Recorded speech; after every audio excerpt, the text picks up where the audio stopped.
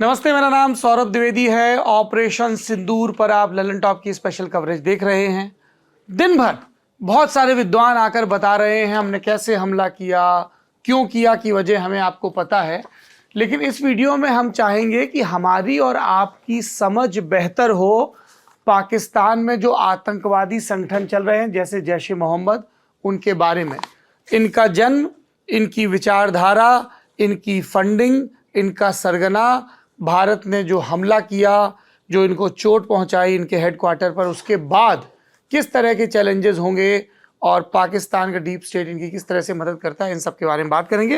हमारे साथ डॉक्टर अभिनव पांड्या हैं जिन्होंने ये किताब लिखी है, हार्पर कॉलिंस से ये किताब आई है, Jaish e Mohammed, inside the terrifying world of Jaish e Mohammed, ये किताब है।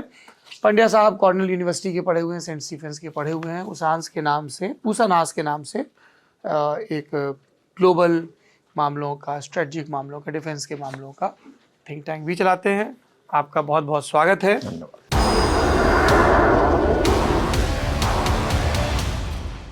सबसे पहले तो ये नाम समझाइए हमारे दर्शकों को, जैश ए मोहम्मद का क्या मतलब हुआ? Army of the prophet Mohammad, basically इसका मतलब ये जैश। और इसका हेडक्वार्टर है बहावलपुर, यस, जहां पे हमने बीती रात जो 9 टारगेट्स थे उनमें से एक बहावलपुर था।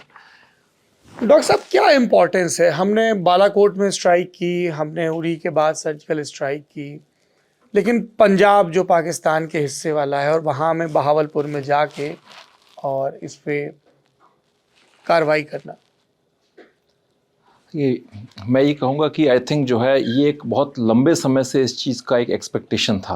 आप याद करें 26/11 का जब अटैक हुआ था तो उसके बाद एक मैसिव डिमांड सब जगह उठी थी कि आप मुरिद के पर स्ट्राइक कीजिए, मुरिद के पर स्ट्राइक कीजिए। लेकिन फिर कुछ इस तरह की जो अंदरूनी सरकार की जो पावर कॉरिडोर्स है वहाँ पर ये बात है कि नहीं, न्यूक्लियर असला है पाकिस्तान के पास, इसलिए आप नहीं कर सकते, इस तरह की सारी बातें आई। तो एक ये चीज़ तो कहीं ना कहीं माइंड में थी कि टेरर ट्रेनिंग कैंप्स हमें डिस्ट्रॉय करना है। फाइनली जब आप देखें फिर 2016 के बाद फिदाइन अटैक के बाद उरी का हमने वो स्ट्राइक किया से, उसके बाद फिर भी पाकिस्तान नहीं रुका तो 2019 में बालाकोट के बाद फिर हमने पुलवामा के बाद बालाकोट एयर स्ट्राइक किए। उसके बाद भी जब वो डेटरेंस एस्टैब्लिश नहीं हो पाई और पाकिस्तान ने ये अटैक जब किया तो अब नेक्स्ट स्टेप तो फिर यही बचता था कि आप आपका जो रिटेलिएशन जो है, जिस तरह से आप पाकिस्तान को दंडित कर रहे हैं उसको आप एक एक स्टेप ऊपर लेकर के जा रहे हैं। उसके बाद फिर फाइनल ये बचता था कि इस तरह के इनके जो टेरर ट्रेनिंग कैंप्स हैं उनको आप टारगेट करें, और जो मेन जो इनके ट्रेनिंग कैंप्स हैं, बहावलपुर में जैश का कैंप है, मुरिदके में लश्कर का कैंप है, दोनों पाकिस्तान की जो मेनलैंड जो टेरिटरी है पीओके में नहीं है, वो पाकिस्तान का जो इनका जो पंजाब का, साउथ पंजाब का रीजन है वहाँ पर ये इनकी हेडक्वार्टर्स हैं, वहाँ पर बड़े इनके कॉम्प्लेक्स हैं, वहाँ इनकी ट्रेनिंग भी होती है तमाम तरह की। इनफैक्ट बहावलपुर का जो कॉम्प्लेक्स है वहाँ तो इसके रिश्तेदार, भाई भतीजे, सब फैमिली भी वहाँ पर रहती है। तो उसके बाद एक तरह से मैं ये देखता हूँ कि एक लॉजिकल सीक्वेंस है जहाँ पर ये काम बहुत पहले हो जाता, लेकिन फाइनली जो है अब आकर के उन्होंने इस तरह से टेरर एक्टिविटीज को किया है कि अब भारत के पास और कोई ऑप्शन भी नहीं है। और हम अब वॉर को और वायलेंस को उनके दरवाजे तक लेके गए, जो वहाँ बैठे ये एक बहुत बड़ा सिग्नेचर है। मैं ये कहूँगा कि इस बार आप अगर देखें तो पहले हमने बालाकोट में एयर स्ट्राइक की थी, ठीक है, वो एक मेन कैंप, वो भी जैश का कैंप है। इस बार आप देखें तो हमने करीब 9 ठिकानों के ऊपर एक साथ स्ट्राइक की है, जिसमें कुछ तो पीओके के अंदर है, मुजफ्फराबाद वगैरह में, और आपकी जो बाकी 2-3 और मेन जो पाकिस्तान की मेन टेरिटरी के अंदर है। तो अब ये एक सिग्नल है, एक स्टेटमेंट है इंडिया का कि अब हम आपकी वहां तक पहुंच गए, अब इसके आप आगे बढ़ेंगे तो फिर आपके पीछे जो लोग आपको संचालित कर रहे हैं, जिसमें कि पाकिस्तान आर्मी बेसिकली वही संचालित करे, अगला कदम फिर जो है वो आपके गिरेबान पर जाकर के उसको धरा जाएगा। ये बताइए कि कई व्यूअर थोड़ा कंफ्यूज रहते हैं कि लश्कर तैयबा, जैश ए मोहम्मद और हिजबुल मुजाहिदीन, फ़र्क क्या है इन तीनों में? ऑर्गेनाइजेशन के लेवल पर, एम के लेवल पे, ऑपरेशंस के लेवल पे, फंडिंग के लेवल पे, किस तरह की? मैं थोड़ा सा आपको एक बैकग्राउंड दूंगा, हिस्टोरिकल बैकग्राउंड। देखिए, पाकिस्तान ने जब कश्मीर के अंदर एक्टिव मिलिटेंसी शुरू की वो 1989-90 के आसपास से, तो बेसिकली जनरल ज़ियाउल हक का ये एक लंबा बहुत समय से ये प्लान था कि इस तरह का एक प्रॉक्सी वॉर किया जाए से। और जब 1988 के आसपास जब रशियंस चले गए, फिर अमेरिकन्स भी चले गए, तो पूरा एक जो जिहादिस्ट इंफ्रास्ट्रक्चर जो क्रिएट किया था इन्होंने अफगानिस्तान के अंदर, अब वो एक खाली बैठा था कि उसको आपको कहीं ना कहीं यूटिलाइज करना था। दूसरा, इनको ये लगा कि अब ना अमेरिका को ज़रूरत है पाकिस्तान की, ना वो अब वेस्टर्न पावर्स को जरूरत है नहीं, बिकॉज रशियंस चले गए थे वहां से। तो इंडिया की आर्मी और इंडिया कभी भी इनको अटैक कर सकता है, और जो कि सुपीरियर आर्मी है, 1971 में इनको हरा चुकी है। तो आप एक ऐसा 87 में हमने ब्रास्ट अटैक किया ही था जनरल सुंदर जी के टाइम पे, और ऑपरेशन मेघदूत जो आपका जो सियाचिन वाला था वो था। तो अब इनको पाकिस्तान को ये था कि आप इंडियन आर्मी को एक ऐसा फ्रंट क्रिएट करें जहां पर आप भारत की कम से कम 6-7 लाख की फौज को एंगेज कर सकें और उसको ब्लीड करते रहें इंटरनली। उसके लिए एक प्रॉक्सी टेररिज्म क्रिएट करना था। बट उनकी मेन जो दुविधा थी वो ये थी कि उन्हें लगता था कि ये कश्मीर जो है, कश्मीरी, ये लड़ नहीं सकते। जनरल जियाउल हक कहता था कि ये ब्राह्मण की औलाद हैं कश्मीरियों के लिए, क्योंकि मोस्टली कश्मीर के अंदर अब जो मुसलमान जो हैं वो कन्वर्ट्स हैं, सारे के सारे सारस्वत ब्राह्मण थे किसी ज़माने के अंदर। तो उनको एक बड़ा डाउट था कि ये लोग मार्शल कम्युनिटीज़ नहीं है, मार्शल ट्रेड्स नहीं है इनके अंदर। बट लेकिन जब वो मिलिटेंसी शुरू हुई, कुछ लोग लड़के वहाँ पर गए, तो पाकिस्तान को लगा था कि बहुत कम लोग आएंगे, लेकिन यहाँ से तो काफ़ी तादाद में लोग जाने लगे, वहाँ पर ट्रेनिंग करने लगे। अब उनको लगा कि अब शायद वक्त आ गया है कि लोगों में एक एक्टिव इसके लिए एक रिस्पॉन्स है, एक सपोर्ट सिस्टम है, तो इसको थोड़ा सा स्ट्रॉन्ग किया जाए। तो सबसे पहले तो पाकिस्तान ने यह देखा कि अब जब हमें मिलिटेंसी को, टेररिज्म को लंबे समय तक चलाना है, तो आप कुछ स्ट्रक्चर्स क्रिएट करें वहां पर जो टेररिज्म को चला सकें।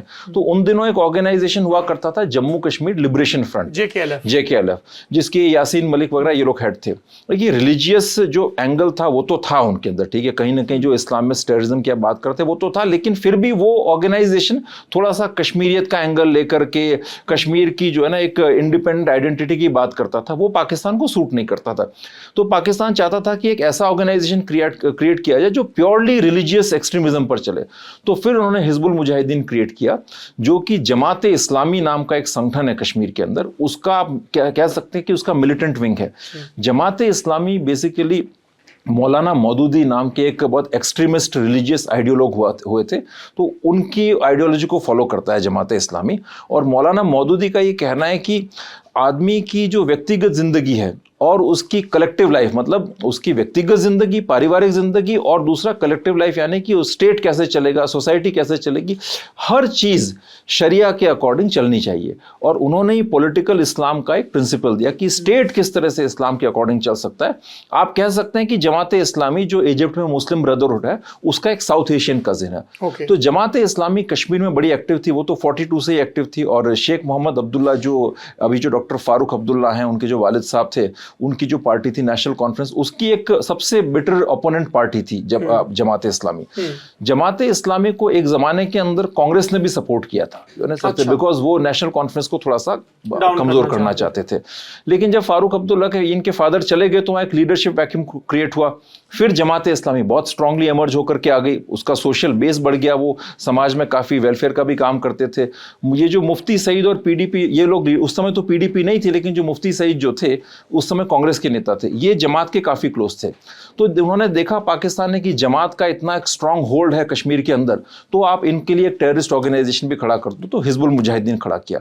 अब हिजबुल मुजाहिदीन की मेन खासियत यह है कि उसमें मोस्टली लोकल कश्मीरी लड़के हैं, लोकल कश्मीरी लड़के हैं, और वो उनका एक आइडियोलॉजिकल मरकज कह दीजिए, एक आइडियोलॉजिकल जो कहते हैं जो उनको संचालित करते हैं, वो है जमात इस्लामी से। उनकी फंडिंग जो होती है, इनिशियली तो जमात घर घर जाकर के पैसा लेती थी, बोलती थी कि भाई या तो आप एक लड़का दे दें अपना, या फिर 50,000 रुपया दे दें। तो बाद में वो एक्सटॉर्शन भी करने लगे, तो उस तरह से फंडिंग होती है। फिर उसके अलावा सरगना कौन है इसका? हिजबुल मुजाहिदीन का सैयद सलाउद्दीन, जो अभी उस तरफ बैठा हुआ है, क्या सर से इसको आपका यूसुफ इसका नाम है सर से, और कुछ लोग इसको पीर साहब भी कहते हैं वहां पर। अगर आप ISI के सर्कल में जाएंगे, इंटेलिजेंस के सर्कल में जाएंगे, तो इसको पीर साहब कहा जाता है वहां पर, है ना सर। तो वो वहां पर उस पार बैठा हुआ है, और था ये 1987 के इलेक्शन में खड़ा हुआ था। वो MLA का बेसिकली जमात इस्लामी ने अपना एक पॉलिटिकल फ्रंट किया गया, उसका नाम था मुस्लिम यूनाइटेड फ्रंट, उसका कैंडिडेट बन के ही खड़ा हुआ था। तो अब उसमें ये इनका नहीं हो पाया, हार गए। तो ये उसी आइडियोलॉजी से कश्मीर को चलाना चाहते थे, फिर उस तरफ निकल गए। और हिजबुल मुजाहिदीन की आपने फंडिंग की बात की, देखिए इनके फंडिंग के सोर्सेस कई तरह के हैं। कश्मीर में जो फंडिंग होती है ना, वो पाकिस्तान की ISI डायरेक्टली फंड करती है इनको, फिर ये लोकल उससे भी फंड रेज करते हैं, जैसे कि MBBS की सीट्स बेच करके। उस पर हम डिटेल में आगे बात कर सकते हैं, क्योंकि बहुत ज़्यादा फिर मैं दूसरे ऑर्गेनाइजेशन के बारे में ही बता रहा था। तो उसके अलावा फिर ये आपका जो है ना, उससे इंटरनेशनल ट्रेड से भी पैसा निकलवाते हैं ये लोग, हज टूर्स एंड ट्रैवल से ही पैसा निकलवाते हैं, और कई तरह के और भी इनके पास बड़ा एक डाइवर्स पोर्टफोलियो है फाइनेंस। ये तो हो गया हिजबुल मुजाहिदीन का। लश्कर-ए-तैयबा। अब इनकी और एक खास बात और हिजबुल मुजाहिदीन की इनका लोकल सपोर्ट बेस बड़ा अच्छा है। तो इनका जो है लोकल जो इंटेलिजेंस नेटवर्क है वो भी बहुत अच्छा है। इनके पास OGWs बहुत अच्छे हैं, मतलब जो ओवरग्राउंड वर्कर्स जो इनको बाहर का सपोर्ट प्रोवाइड करवाते हैं। और इनके जो लड़के हैं उनका लोकल कनेक्ट अच्छा है, तो इसलिए जो कहते हैं ना कि वो लोकल सोसाइटी के अंदर बड़े हीरो बन के निकल के आते हैं। जैसे बुरहान वानी इनका कैडर था हिजबुल मुजाहिदीन का। अब हम बात करते हैं लश्कर की। लश्कर बेसिकली पाकिस्तानी एक फॉरेन टेररिस्ट ऑर्गेनाइजेशन है। अब पाकिस्तान को क्या लगा जब हिजबुल मुजाहिदीन इन्होंने बना दिया, कश्मीर के अंदर टेररिज्म काफी आगे बढ़ रहा था और साथ ही साथ इंडियन सिक्योरिटी फोर्सेज ने भी इन पर नकेल कसनी शुरू की, बहुत स्ट्रांगली एक्शंस लिए। जैसे 96 में हमने वहां इलेक्शन करवा दिए। अब पाकिस्तान को ये लगा कि साहब उनको कुछ फॉरेन टेररिस्ट ग्रुप्स भी चाहिए जो ज्यादा लड़ने की काबिलियत रखते हैं, थोड़े से स्ट्रांग हो और पूरी तरह से पाकिस्तान के कंट्रोल में हो। हिजबुल मुजाहिदीन देखिए वो है इस्लामिस्ट, बट फिर भी कहीं ना कहीं लोकल उसमें एंगल है कश्मीरी। तो पाकिस्तान को लगता था कि शायद ये इंडियन एजेंसीज के साथ भी अपना कोई एक नेटवर्क चैनल एस्टेब्लिश कर दें, पूरा हमारे कंट्रोल में नहीं है। पाकिस्तान कश्मीरियों को ट्रस्ट नहीं करता है बेसिकली। तो उन्होंने कहा कि हमें अपना टेररिस्ट ग्रुप चाहिए। तो लश्कर तैयबा जो है उन्होंने आगे किया मोस्टली 96 के अंदर। और लश्कर तैयबा वहाबी आइडियोलॉजी में बिलीव करता है। तो वैसे तो देखिए आप अगर इंडिया में वहाबी आइडियोलॉजी थोड़ा दर्शकों को हाँ देखिए मैं 3 वर्ड्स यूज करूंगा, वहाबी, सलफी और अहले हदीस। इनके बीच में कुछ फर्क हैं, ठीक है, वेस्ट एशियन कॉन्टेक्स्ट में हम बात करते हैं तो। लेकिन यहां पर मैं बहुत डिटेल में नहीं जाऊंगा बिकॉज वो एक थियोलॉजिकल पर्सपेक्टिव हो जाएगा। आप अगर इंडिया में या कश्मीर में बात करते तो वहाबी, सलफी और अहले हदीस को एक ही तरह से ले लें। ये लोग ये मानते हैं कि कुरान या जो इस्लामिक टेक्स्ट हैं, हदीस, कुरान और इसमें तो इनका जो है लिटरल ट्रांसलेशन, इसके बीच में कोई हमें किसी किस्म का इंटरप्रिटेशन नहीं चाहिए। तो ये लोग किसी आपका जो सूफी संत वगैरह जो होते हैं उनमें बिलीव नहीं करते, पीर मजार में बिलीव नहीं करते, कट्टरपंथी एक्सट्रीम। ये लोग इनफैक्ट प्रॉफिट मोहम्मद को भी एक सेकंड लेवल पर रखते हैं। जैसे इसीलिए जब वहाबी सिस्टम्स वेस्ट एशिया में आए तो सबसे पहले इन्होंने प्रॉफिट मोहम्मद के जो रिलेटिव्स वगैरह की जो मज़ारें थी, जो कब्र थी, उसको डिस्ट्रॉय कर दिया। तो ये एक बहुत extreme form of rigid form of Islam को मानते हैं जिसके अंदर किसी सूफी विचारधारा की कोई जरूरी वो आवश्यकता नहीं है। फिर इन लोगों का क्या है, वहाबियों का, ये तकफीरी डॉक्ट्रिन के अंदर भी विश्वास करते हैं। अब तकफीरी में ये होता है कि आप जो दूसरे जो मुस्लिम्स हैं, जो सूफी हैं, शिया हैं, उनको भी आप डिक्लेयर कर सकते हैं कि ये एपोस्टेट हैं और उनको आप वाजिबुल कत्ल बना सकते हैं। तो ये सारे वहाबी उस आइडियोलॉजी के लोग हैं। आइसिस वहाबी है ना, लादेन वो पैन इस्लामिस्ट बात करता है बट अंदर से वो भी एक वहाबी आइडियोलॉजी कोई, बिकॉज वो सऊदी अरेबिया से, वो भी Wahhabi, extreme Wahhabi Salafi type के लोग हैं। और लादेन से याद आया ये आसिम मुनीर तो देखिए वो एक अलग डोमेन में, बिकॉज वो पाकिस्तान नहीं वो पाकिस्तान, वो एक पैन इस्लामिस्ट, वो इन सभी को यूज करते हैं। वो कट्टर हैं, इस्लामिक कट्टरवाद से, और मैं उसके बाद देवबंदी पर अलग से आऊंगा। लेकिन वो इन सभी ग्रुप्स को यूज करते हैं। उनका पर्पस है अपनी खुद की पोजीशन को भी स्ट्रांग करना, इंडिया के अगेंस्ट भी वो करना। और पाकिस्तान का लश्कर को लॉन्च करने के पीछे एक और रीजन था कि कश्मीर के अंदर भी धीरे धीरे वहाबी विचारधारा बड़ा ग्रो कर रही थी। तो पाकिस्तान को लगता था कि भाई देखिए जो मौलाना मौदूदी के फॉलोअर्स हैं, लोकल लोग हैं, उनके लिए हमने हिजबुल मुजाहिदीन खड़ा कर दिया। आप एक वहाबी सलफी ग्रुप ला करके रख दीजिए जो और ज्यादा, मतलब कहते हैं जिसको ज्वाइन करना बड़ा ट्रेंडी माना जाता है, फैशनेबल है, जो बहुत कूल है, बड़े गैजेट्स वो बड़े एडवांस्ड यूज करते हैं लश्कर वाले। उनके पास अगर आप देखेंगे तो वो उनका जो ड्रेसअप सिस्टम्स वगैरह, जैसे बड़े मौलवी वगैरह होता है उस तरह की दाढ़ी रखना और शानदार वेपनरी वगैरह, उस तरह का लश्कर का पूरा एक वो है, बहुत कूल तरीके से पेश करते हैं अपने, बड़े ग्लैमरस तरीके से।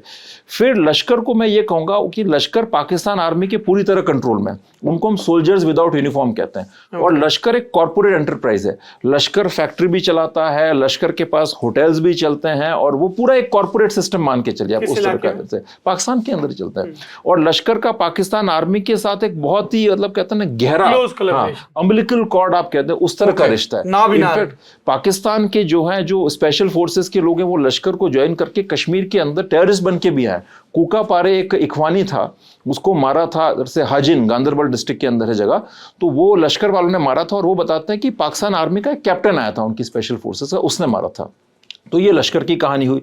अब तीसरा है जैश ए मोहम्मद। ये एक टेररिस्ट ऑर्गेनाइजेशन है जो देवबंदी विचारधारा में बिलीव करता है। ये सहारनपुर वाला देवबंद? यस मतलब अब कि देवबंद जो है उसका बेसिकली देवबंद ओरिजिन तो सहारनपुर से, और इनकी आप मान के चले तो पूरे हमारे सब कॉन्टिनेंट के अंदर, मतलब भारत और पूरा पाकिस्तान, ये पूरा सब कॉन्टिनेंट आप मान लें तो 150 साल से भी पुरानी इनकी हिस्ट्री है।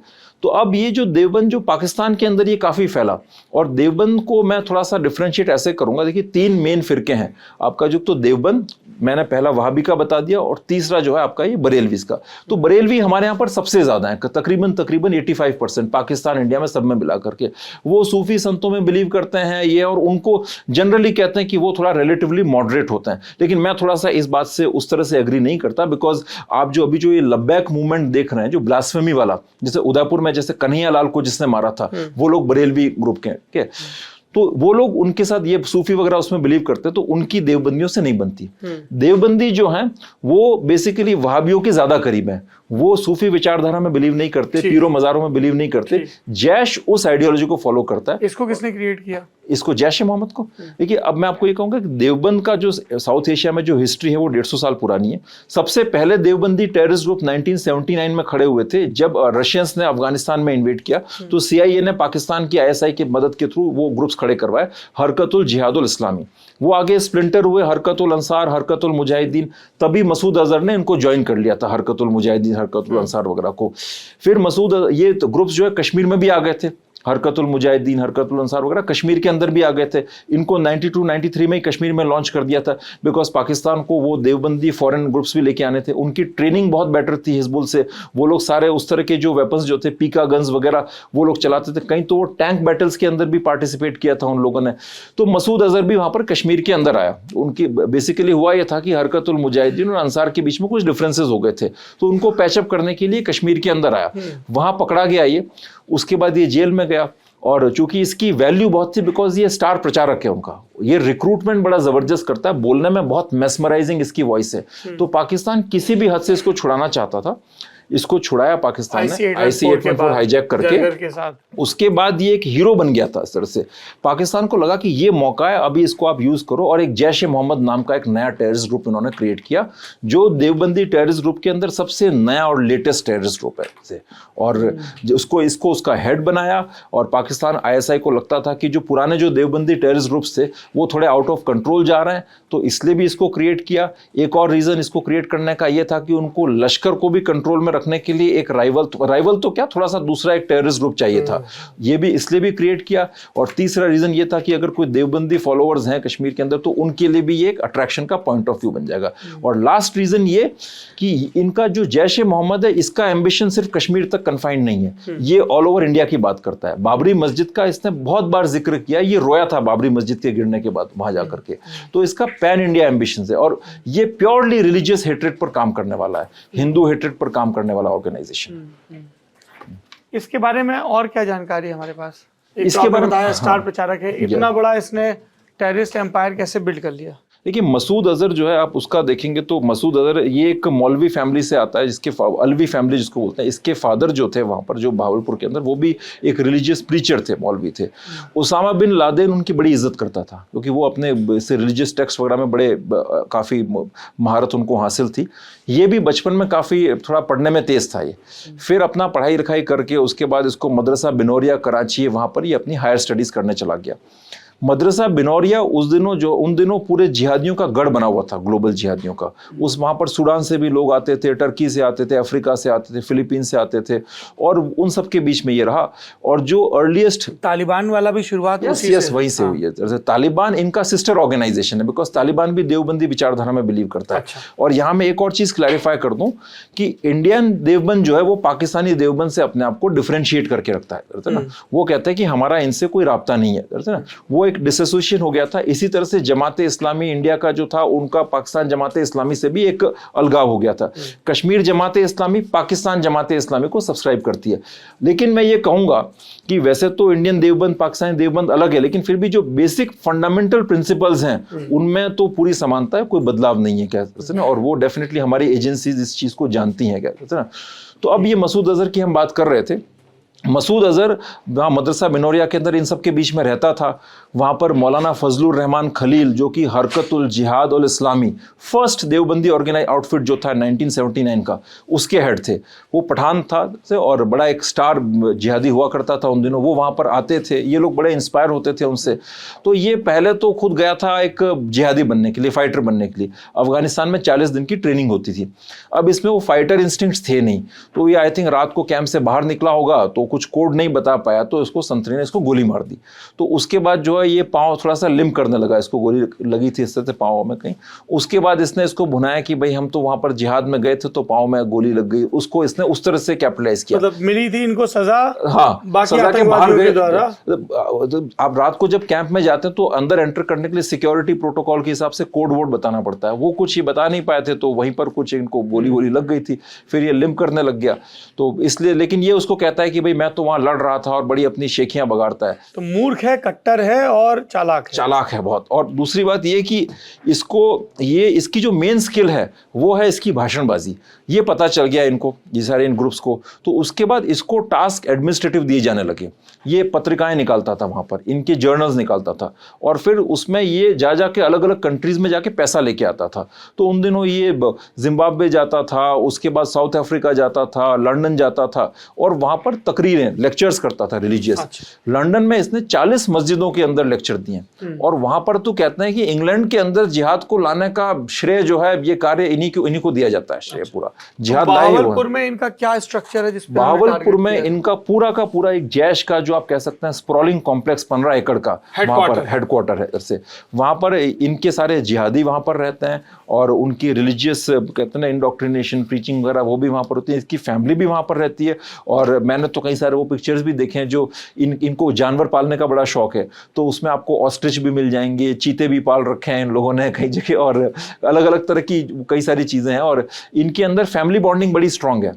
अगर आप देखेंगे तो जो पुलवामा में जो अटैक करने आया था उमर फारूक इसके भाई का लड़का था, मारा गया था। हाँ, सैफुल्ला जो बाद में जिसको लंबू कहते थे, वो भी इसकी फैमिली का लड़का था। तो उमर फारूक मास्टरमाइंड था। अगर आप उसको देखेंगे तो उसके फोटोग्राफ्स वहां पर अपने भाइयों के साथ जो है स्विमिंग पूल में नहाते हुए, आपका पीओके के अंदर आपकी बड़ी बड़ी स्पोर्ट्स यूटिलिटी व्हीकल जो होती हैं इस तरह जैसे फोर्ट एंडेवर टाइप की, उनको लेकर के वहां पर अपना पूरी फैमिली के साथ एंजॉय कर रहे हैं, उस तरह के फोटोग्राफ्स हैं। पिज्जा वीजा खाते हुए, पार्टी करते हुए। अगर आप उसको देखते उमर फारूक को, वो किसी एंगल से आपको उस तरह का एक मदरसा स्टाइल का टेररिस्ट नहीं लगता। वो लगता है कि बड़े एक सिविलाइज टाइप का आदमी है क्या से। फिर ये जब कश्मीर के अंदर आया तो वहाँ पर एक लोकल फैमिली के साथ रहने लग गया। एक लड़की थी वहाँ पर, इंशा जान जो है, वो भी उसको आप देखेंगे तो आपको बड़ी एक सिविलाइज्ड और बड़ी एक संस्कारी टाइप की फैमिली वाली लगेगी। लेकिन वो ये जानते हुए कि उमर फारूक शादीशुदा है, उसके साथ उसने अपने ताल्लुकात कायम कर लिए। और क्योंकि शादीशुदा भी है और आतंकवादी भी। हाँ, ये जानते, वो तो फैमिली मदद कर रही थी इनकी। तो इंशा जान का उसके साथ एक अफेयर शुरू हो गया, और इंशा जान को लगता था कि ये बहुत बड़ा सबाब का काम कर रहा है, जिससे जो है ना रिलीजियस मेरिट मिलेगी, जिहादी है। और उमर फारूक ने तो यहाँ तक प्लान किया था, पहले वो इंशा जान की एक फ्रेंड थी, उसको सुसाइड बॉम्बर बना के भेजना चाहता था। फिर वो नहीं बात बनी तो फिर वो इंशा जान को भी भेजने का प्लान किया था। फाइनली फिर उसको दार को भेजा, कमांडो दार जिसको कहते हैं, उसको सुसाइड बॉम्बर बना करके। तो बहरहाल हम बात उसकी मसूद की कर रहे थे, तो मसूद की कहानी आगे बड़ी और इंटरेस्टिंग हो जाती है। ये बहुत पैसे लेके आता था बाहर से। उसके बाद ये इनका हरकतुल मुजाहिदीन वगैरह, इनका सेक्रेटरी जनरल वगैरह उसमें राइज होता गया, ये उस हायरार्की के अंदर। ये छोड़ने आया था सजाद अफगानी, एक कमांडर था हरकतुल मुजाहिदीन का, उसको कश्मीर में एंटर करवाना था। तो ये उसको बांग्लादेश छोड़ने आया, है ना। बांग्लादेश के अंदर इसने इसको ड्रॉप किया, वहां से उसको किसी गाइड ने पार करवाया इंडिया के अंदर। फिर ये बांग्लादेश से वापस कराची चला गया इधर से। उन दिनों ये बड़े हमारे फेमस राउट्स हुआ करते थे। कराची से एक फ्लाइट काठमांडू जाती थी, वहां से भी इंडिया में आते थे टेररिस्ट मिलिटेंट सारे ISI के लोग, और उधर आपका बांग्लादेश जाते थे, वहां से भी आते थे। ये बड़े ISI के हॉटस्पॉट्स थे। तो ये उधर बांग्लादेश गया, वहां से उसको छोड़ के आ गया। फिर दोबारा फिर एक ऐसा मौका आया कि यहाँ पर कश्मीर के अंदर इनके जो ग्रुप्स थे, हरकतुल मुजाहिदीन और हरकतुल जिहादुल इस्लाम, उनके आपस के अंदर फ्रिक्शन से, मतलब पाकिस्तान के अंदर तो यूनियन हो गया था, लेकिन कश्मीर में वो बात बैठ नहीं पा रही थी। तो इसको भेजा गया कि आप जाइए। तो पहले ये बांग्लादेश गया, बांग्लादेश से फिर इंडिया में एंटर किया। दिल्ली में आकर के होटल अशोक में रुका था। ये उन दिनों होटल अशोक में आप सोच सकते हैं रुकना, इतने प्रीमियम होटल में जाके रुका तब उन दिनों। उसके बाद फिर जो है ये वहां से आई थिंक अपना अयोध्या गया था, बाबरी मस्जिद वहां पर देखने गया था मारुति 800 में, इस तरह से ट्रैवल करके। फिर ये सहारनपुर भी गया, लखनऊ भी गया था। ये लखनऊ के अंदर वो एक नदवा करके एक है सर से ऑर्गेनाइजेशन, उनसे जाकर के मिलने गया था। वो मेन तो शायद ये मिल नहीं पाए थे, बट उनसे फिर ये आ गया था। सहारनपुर के अंदर इसने अपनी आइडेंटिटी नहीं बताई थी। फिर दिल्ली आया, दिल्ली के अंदर इसकी जो कई वहाँ से कुछ जिहादिस्ट वगैरह जो यहाँ पर इलाज करवाने आते थे, कश्मीरी, है ना, कश्मीरी जो मिलिटेंट टेररिस्ट थे, दिल्ली इलाज करवाने आते थे, उनसे इसकी कुछ मुलाकात हुई। कश्मीर में एक जगह है राजबाग, श्रीनगर के अंदर। राजबाग में हुर्रियत का ऑफिस है, वहां पर इनका एक मेन कोऑर्डिनेटर रहता था जो इनको रिसीव करना, लाना ले जाना सब करता था। तो वो फिर फाइनली इसको लेके गया था ना। और ये इतना चालाक था कि वहां से जब वापस आया दिल्ली, फिर ये होटल अशोक में नहीं रुका, फिर किसी और जगह जाके रुक गया। तो इसको ट्रेड क्राफ्ट में ये बड़ा माहिर आदमी था, मतलब कि कैसे चेंज करनी है। एक कई बार जो मारुति 800 में गया, फिर बस में गया, तो कहते हैं ना आप एक उस तरह की आप इसकी एडेप्टेबिलिटी देखें। आज 5 स्टार तो कल जो है किसी सड़क छाप पहाड़गंज के होटल में जाके भी रुक लिए, उस तरह की इसकी सारी ट्रेड्स थी। फिर जब ये कश्मीर गया तो श्रीनगर के अंदर पहले गया, वहां पर जो दारुल उलूम बेसिकली देवबंद वालों के जो होते हैं, एक रिलीजियस एस्टैब्लिशमेंट्स होते हैं, तो वहां जाकर पहुंचा ये, वहां इससे सज्जाद अफगानी मिलने आया। तो फिर वहां मिला के ये लोग वहां से फिर साउथ कश्मीर के लिए निकले शाम को। तो पहले वहां पर जंगल के अंदर गए तो कई सारे मिलिटेंट्स इससे मिलने आए। तो ये बोलता है कि मैं जब देखता हूं इन जिहादियों को अपने हाथ में क्लाशनिकोव लेकर के, मेरी भुजाएं फड़कने लगती हैं और इससे ज्यादा पाकीज़ा मंजर हो नहीं सकता। बड़ा अच्छा लगा इसको। फिर वहां से नेक्स्ट डे ये जा रहे थे तो आई थिंक इनकी कार खराब हो गई, तो फिर ये ऑटो में जाने लगे। तो ये क्या मोटा बहुत था मसूद अजहर, तो फिर बीच में इनको चेक पोस्ट पर रोका गया। और उस वक्त ये जो ट्रैवल कर रहा था ना इंडिया, वो एक पोर्चुगीज पासपोर्ट पर ट्रैवल कर रहा था। तो इसको रोका गया, मतलब पुलिस ने, आर्मी ने रोका, आर्मी चेक पोस्ट वगैरह। तो उनमें से एक जो तीसरा आदमी था वो शायद भागने लगा, तो उससे इनकी आइडेंटिटी एक्सपोज हो गई। तो ये दोनों अरेस्ट हो गए, गिरफ्तार हो गए, सज्जाद अफगानी और ये। फिर इनको जेल में रखा गया, तो जम्मू जेल में थे ये। अब जेल के अंदर भी इसने अपना रिलीजियस काम शुरू कर दिया, वहां सबको तावीज़ बांटता था ये और रिलीजियस इंस्ट्रक्शंस देता था। इसको नॉलेज बहुत था वेस्ट एशिया की जियोपॉलिटिक्स वगैरह का। तो इसको जब इंटेरोगेट करने जाते थे कई सारे हमारे एजेंसीज के लोग, उनको ये ज्ञान भी बहुत देता था कि अब देखिए वहाँ पर ये फला ग्रुप है और सूडान के अंदर ये टेररिस्ट ग्रुप है, सोमालिया में ये ग्रुप है, मैं उनसे जाके मिला था तो मैंने ये करवाया। और ये पहले जाता भी था ना। इसको पूरी जो वेस्ट एशिया की जो जियोपॉलिटिक्स है, फॉरेन पॉलिसी था, उसका इसका जो नॉलेज था। अच्छा ये बताइए, जब ये IC 814 के बदले जब रिहाई हुई, ये छोड़ गया, उसके बाद से इसकी ट्रेजेक्टरी क्या रही? कैसे इसने अपने आप को पाकिस्तान में मजबूत किया? ISI, पाकिस्तान की सेना, पाकिस्तान के पॉलिटिशियंस, किसी की ये साइड भी चुनता था कि ये इमरान खान के साथ है या मुस्लिम लीग नवाज के साथ है या पाकिस्तान पीपल्स पार्टी, वो जरा ट्रेजेक्टरी समझाइए। तो हम वहीं से शुरू करता हूँ। फिर ये जब जेल में था तो इसको छुड़ाने के कई प्रयास किए गए, बिकॉज पाकिस्तान को इसकी ज़रूरत थी। इसको पता था कि इसको छुड़ा लिया जाएगा। फॉरेन टूरिस्ट किडनैप किए गए, वो ओमार शेख जो था आपका, जिसने डैनियल पर्ल को मारा था, उसने आकर के दिल्ली में किडनैपिंग्स की। फाइनली इन्होंने जेल ब्रेक का प्रयास किया जम्मू से, तो सज्जाद अफगानी निकल गया, उसको तो वहीं मार दिया। ये मोटा था, ये अटक गया, तो इसको ये फंस गया उसमें। तो फिर इसको कहा कि भाई मोटे तेरे बस का नहीं है ये। तो इसने बोला कि जनाब आप हमें बाइज्जत छोड़ के आएंगे। ठीक उसके 1 या 1.5 महीने बाद इसको फिर वहां पर छोड़ के, वो IC 814 के एम्बेरसमेंट के बाद हम छोड़ करके आए। अब ये जब IC 814 में इसको छोड़ा तो वहां पर जो नेगोशिएशंस हो रहे थे उसमें ISI पूरी तरह से गाइड कर रही थी उनको। वो जो नेगोशिएशंस हो रहे थे, हमारे यहाँ से जो टीम गई थी उसमें डोवल साहब थे, CD साया साहब थे, आनंद अरनी थे, विवेक काटजू थे, ये लोग गए थे वहाँ पर, ठीक है। तो हमारे पास लिसनिंग डिवाइसेस थे जो उनसे एडवांस थे, तो उसमें सब चीज़ें पता चल रही थी कि ISI पूरी तरीके से उनको गाइड कर रही थी तालिबान को कि क्या बात करनी है, कैसे करना है। तो उन दिनों एक मुत्ता वकील करके इनका एक फॉरेन मिनिस्टर हुआ करता है तालिबान का, वो बड़ा एक्टिवली इसमें रोल प्ले कर रहा था। फिर सब कुछ करा करके फाइनली जो है इसको छोड़ा गया। तो इसको रिसीव करने आए थे ISI वाले वहाँ पर, और इसको बड़ा गले लगा के रिसीव किया। ओमार शेख को जो था उसको रिसीव किया। मतलब आपको ऐसा लगेगा देख करके कि उसमें डायरेक्ट इन्वॉल्वमेंट था ISI का, और वो पूरी तैयारी के साथ वो चल रहा था। जब ये गया तो इसको पूरे पाकिस्तान में हीरो की तरह घुमाया गया, और ISI को लग गया कि अब जो है हमने एक हीरो क्रिएट कर दिया है। इसने जगह जगह तकरीरें की कि हिंदुस्तान में ये वो, और इसको बहुत पैसा दिया ISI ने। उन दिनों ये हो गया था कि इसको इतना पैसा सपोर्ट कर रही थी ISI कि जो है कि यहाँ कश्मीर के सारे मिलिटेंट दूसरे ग्रुप हिजबुल छोड़ करके इसके पास जाने लगे। इनसे पूछते थे कि आप उधर क्यों जा रहे हो, कि जनाब उधर पैसा बहुत आ रहा है कहते ना। और इसको ओसामा बिन लादेन ने भी जैश को सीड फंडिंग दी थी। ओसामा बिन, ये जो इसका जो इसका जो स्टार्टअप था, तो ओसामा बिन लादेन ने इसको फंडिंग दी, और ओसामा बिन लादेन इसको बड़ा पसंद करता था। और यहाँ तक कहते हैं कि जो IC 814 का जो हाईजैक जो था ना, उसमें कहीं ना कहीं अलकायदा ओसामा बिन लादेन का भी एक हिडन एंगल से कुछ न कुछ तो इन्वॉल्वमेंट था, बिकॉज वो चाहते थे कि ये बाहर आए। अब इनकी जब जैश बना तो इनके आपस में झगड़े चल रहे थे कि एसेट्स का बंटवारा कैसे हो। पहले जो पुराने ग्रुप्स थे ना, हरकतुल मुजाहिदीन वगैरह, देवबंदी ग्रुप, उससे अलग हटके ये बना। तो उसमें उसको सेटल करने में भी ओसामा बिन लादेन ने बड़ी मदद की। वो मीटिंग्स कराची में हुई थी, फंडिंग इनको दी। उसके बाद इन्होंने जो है, तब तक पाकिस्तान न्यूक्लियर सलाहियत एक्वायर कर चुका था, न्यूक्लियर कैपेबिलिटी आ गई थी, तो इनको पास फिर ज़्यादा इनमें हिम्मत आ गई, तो ये फिदाइन अटैक्स करने लगे। और इसने अपनी ब्रांड बनाई। कश्मीर असेंबली के बाहर अटैक किया, जबरदस्त भयंकर फिदाइन अटैक। फिर आपका पार्लियामेंट अटैक किया, वो फर्स्ट फिदाइन अटैक था कश्मीर के अंदर, जिसके अंदर बदामी बाग कैंटोनमेंट के बाहर किया अटैक आपका जो है ना, और उसके बाद हमारी कश्मीर में जो लेजिस्लेटिव असेंबली उसके बाहर अटैक किया। एक लोकल कश्मीरी लड़के को उसमें शामिल किया था, वो फर्स्ट होम ग्रोन फिदाइन था। एक इंग्लैंड से भी लड़का आया था, उसने भी किया था। फिर पार्लियामेंट अटैक किया, तब तक इसकी धाक बन चुकी थी।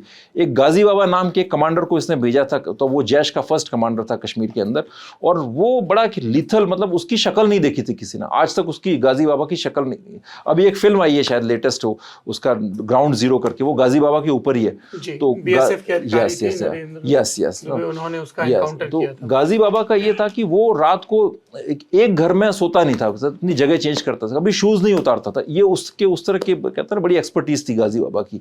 और उसने आप लोकल लड़की से शादी भी की थी, उसका ओरिजिनल नाम किसी को पता नहीं चला। फिर ये जैश वाले काफी कुछ इसका एक ग्रोथ होती गई। उधर पाकिस्तान में जो है, इसका पाकिस्तान आर्मी के साथ बड़ा एक स्ट्रॉन्ग रिलेशनशिप कल्टीवेट हो चुका था। अब चूंकि इसके साथ एक और फैक्टर था कि इसके पास अपना एक देवबंदी सपोर्ट ग्रुप भी था, मतलब तो ये पाकिस्तान आर्मी को भी आंख दिखा सकता था। जब इसके लश्कर वाले हाल नहीं थे, लश्कर तो पूरी तरह से जैसे पाक आर्मी बोलेगी आप बैठ जाइए तो बैठ जाइए, बिकॉज अपना लोकल सपोर्ट ग्रुप उनका नहीं है। देवबंद का जो पाकिस्तान में जो स्ट्रॉन्ग सोशल सपोर्ट ग्रुप है, वो इसकी रियल स्ट्रेंथ है। बहुत मदरसे हैं देवबंद के वहां पर, इनका अपना लोकल डोनर्स का सपोर्ट ग्रुप है, पैसा इनसे इनको बहुत आता है, और रिक्रूटमेंट की इनको कोई कमी नहीं है। जगह जगह इनकी सेमिनरीज हैं, और ये प्योरली रिलीजियसली मोटिवेटेड आदमी है। तो इसने कई बार बोला है कि आईएसआई के अपने मकसद जियोपॉलिटिकल हो सकते हैं, लेकिन हमारे लिए रिलीजियस सबसे इंपॉर्टेंट है। तो जब परवेज मुशर्रफ ने उधर तालिबान, जब अमेरिकन ने इंटरवीन किया, इन्वेड किया अफगानिस्तान को सितंबर 11 के बाद, तो परवेज मुशर्रफ ने यू टर्न लिया, उसने अमेरिकन को साथ देने की बात कही। तो तब ये खिलाफ हो गया परवेज मुशर्रफ के। तब जैश के कुछ जो एलिमेंट्स थे, उन्होंने परवेज मुशर्रफ पर असैसिनेशन किया, तो इसका आरोप इस पर आया। और तब जो है उन दिनों bill Clinton I think Pakistan आया था, तो तब यहाँ वाले पूछते थे कि ये कहाँ पर है ये आपका मसूद अजहर, तो वो लोग भी कहते थे कि साहब हमें पता नहीं, उसको नज़रबंद कर रखा है हमने, बिकॉज ये क्या कर जाए, अनगाइडेड मिसाइल है इस तरह का। तो तब ये इसने मुशर्रफ पर, इसको बड़ा गुस्सा आया कि ये मुशर्रफ ने दगा किया है कौम के साथ, और ये तो जैश के कुछ लोग जो है उन्होंने जाकर के मुशर्रफ को मारने की भी कोशिश की। एक आध दो बाद में रेयर अटेम्प्ट से, उसके अंदर आई थिंक हमारे यहाँ से भी मुशर्रफ की जो जान बचाई गई, क्या उसको है ना कुछ टाइमली इन्फॉर्मेशन देकर, यस नो। फिर फाइनली जो है इसको थोड़ा नेग्लेक्ट कर दिया गया तब, है ना, बिकॉज इसने जो है ना मुशर्रफ पर अटैक किया था, और वो 2-3 साल 4 साल नेग्लेक्टेड रहा ये। लेकिन फिर एक अरेंजमेंट इनके और पाकिस्तान आईएसआई के बीच में हो गया कि आप जो है अपनी औकात से ज़्यादा आगे नहीं जाएंगे, हमारे सिस्टम में रहेंगे। और पाकिस्तान आर्मी ने, आईएसआई ने ये डिसाइड किया कि हमें उनको एक ऐसा ऑर्गेनाइजेशन चाहिए जिस पर एक ही फैमिली का कंट्रोल हो। लेकिन लश्कर तो डायरेक्टली उनके कंट्रोल में था। यहाँ प्रॉब्लम ये थी शुरू से कि ये Deobandi groups out of control निकल जाते थे, तो वो चाहते थे कि जैश के साथ ऐसा ना हो। तो उन्होंने इसकी जो फैमिली थी, अलवी फैमिली, उसको पूरा कंट्रोल दे दिया जैश का, कि आपकी फैमिली, आपके भाई भतीजे चाचा वो सब मिलके चलाएंगे। तो अभी आप देखें तो ये एक फाउंडर, मतलब जैश का एक ओवरऑल हेड है। इसका जो भाई है मुफ्ती रऊफ, वो ऑपरेशनल हेड है, सारे प्लान करवाता है ऑपरेशंस वगैरह। फिर एक भाई तो मारा गया, हाँ, वो मुफ्ती रऊफ ही, वो डिफेक्टो हेड है, वो सारे ऑपरेशनल मैटर्स में वही देखता है।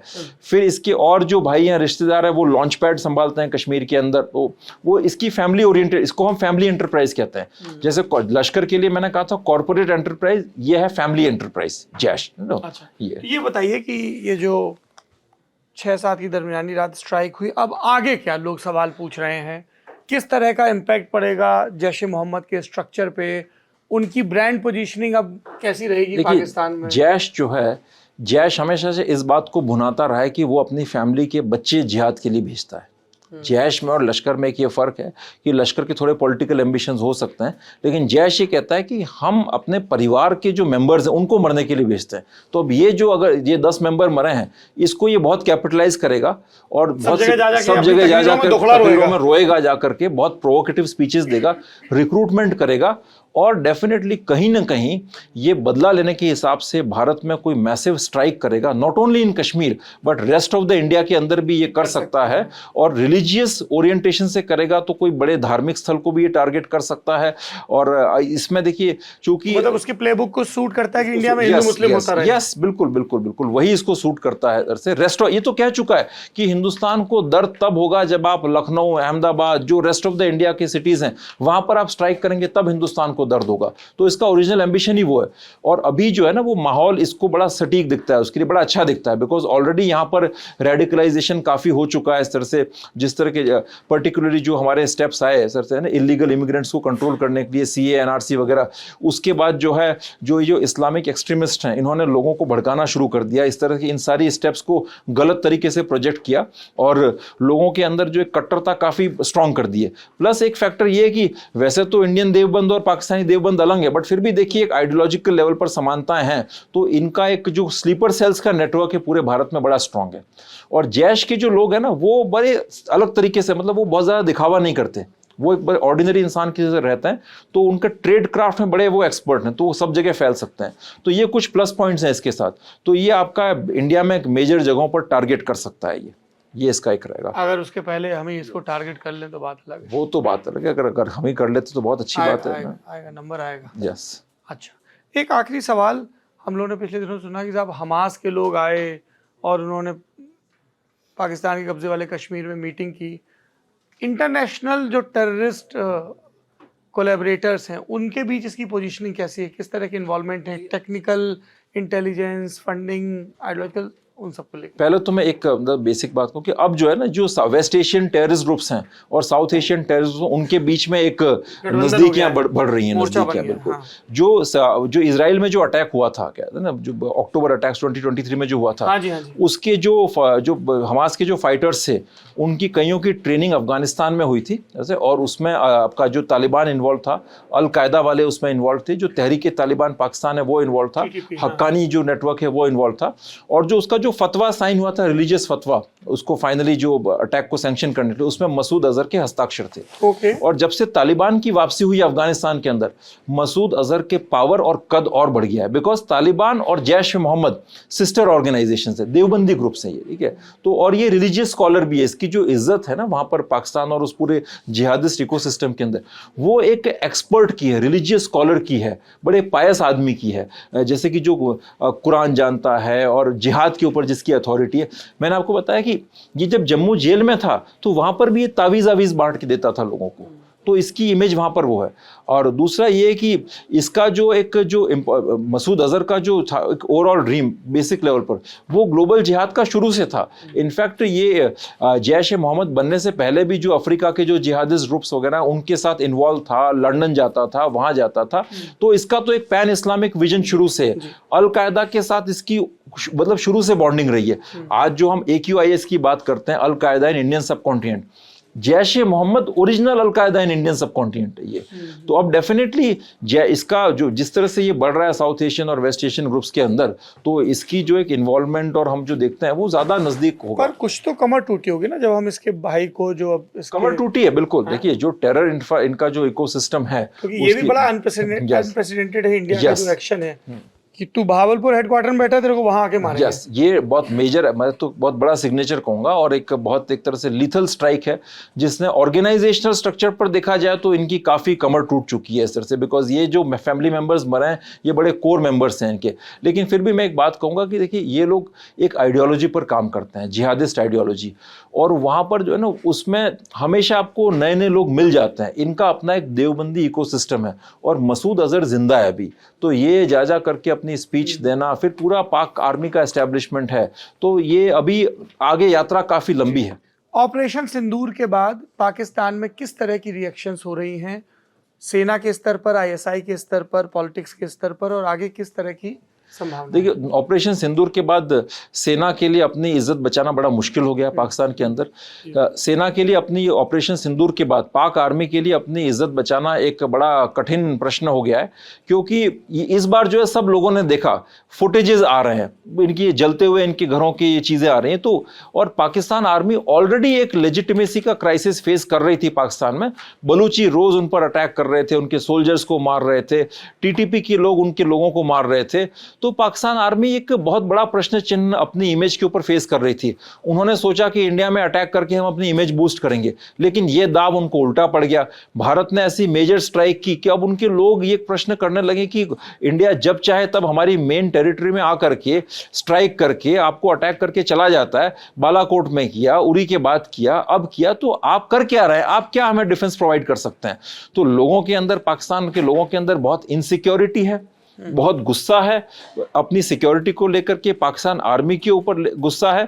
और ये गुस्सा दूसरी प्रॉब्लम्स जो है उनकी, इकोनॉमिक जो हालात खराब हैं, पाकिस्तान आर्मी उनके जो दूसरे जो पॉपुलर लीडर्स हैं जैसे इमरान खान को जिस तरह से परेशान कर रही है, उसके कारण जो ऑलरेडी पहले से गुस्सा था उसमें इसको आप और मिला लीजिए, तो अब उनका फ्रस्ट्रेशन पाक आर्मी के साथ बहुत ज़्यादा बढ़ता जा रहा है। और अब देखिएगा जो ये अटैक हुआ है तो वहाँ पर जो जिहादी ग्रुप्स हैं, तंजीमें जो हैं, वो और ज़्यादा इनके साथ देख कहते हैं इनका एक रिफ्ट आएगी, बिकॉज वो बड़ी रिलीजियस हेट्रेड पर काम करती हैं, तो वो मजबूर करेंगी कि आप बदला लीजिए, आप रिटेलिएट करिए इंडिया के अगेंस्ट। इनके पास कैपेसिटी है नहीं, जैसा कि हमने देखा अभी कि आप इंडिया इतना अटैक करके आ गया, तो इनके पास आर्थिक हालात बड़े कमज़ोर हैं।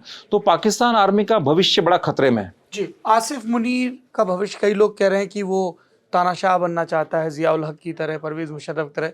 कई लोग कह रहे हैं खुद उसके दिन गिने चुने हैं वहां पे। आसिम मुनीर एक बहुत एम्बिशियस इंसान है, वो एक रिलीजियस बायगॉट है, जैसा कि उसकी स्पीच अभी जो कुछ दिनों पहले आई थी जिसके अंदर उसने एक बात कही थी कि पाकिस्तान एक वाहिद मुल्क है जो कलमे की बुनियाद पर बना है। ये आप उसके माइंडसेट को शो करती है, उसके अंदर रिलीजियस हेट्रेड के सिवा कुछ नहीं भरा है, और पर्सनल एम्बिशन। और मैं एक चीज़ और बता दूं, जो ये पहलगाम वाला अटैक था उसके कई सारे जो इंटरनल इनपुट्स आए वो ये कहते हैं कि उसके जनरल्स भी इससे एग्रीड नहीं थे, उन्होंने भी जो है इसको रोका कि नहीं आप मत करिए, लेकिन इसका पर्सनल एम्बिशन इतना स्ट्रांग था कि ये चाहता था कि ऐसा अटैक हो, इसकी इमेज बूस्ट हो और ये इसको और एक्सटेंशन मिल जाए और अपना चीज़ें इसके कंट्रोल में रहें। लेकिन ये दाव उल्टा पड़ गया, अब इसका भविष्य खतरे के अंदर है पाकिस्तान में। Thank you doctor Pandya. आप डॉक्टर पांड्या सुन रहे थे ललन टॉप पे। हमारी कोशिश है कि विषयों के विद्वानों को बुलाया जाए ताकि आपको ऑपरेशन सिंदूर, भारत की सुरक्षा व्यवस्था और भारत की जवाबी कार्रवाई और भारत के सामने जो चैलेंजेस हैं उनके बारे में ठोस जानकारी मिल सके। ललन टॉप पे ऑपरेशन सिंदूर की कवरेज जारी रहेगी। आप सब बने रहिए हमारे साथ। डॉक्टर पांड्या बहुत बहुत शुक्रिया। नमस्कार, थैंक यू।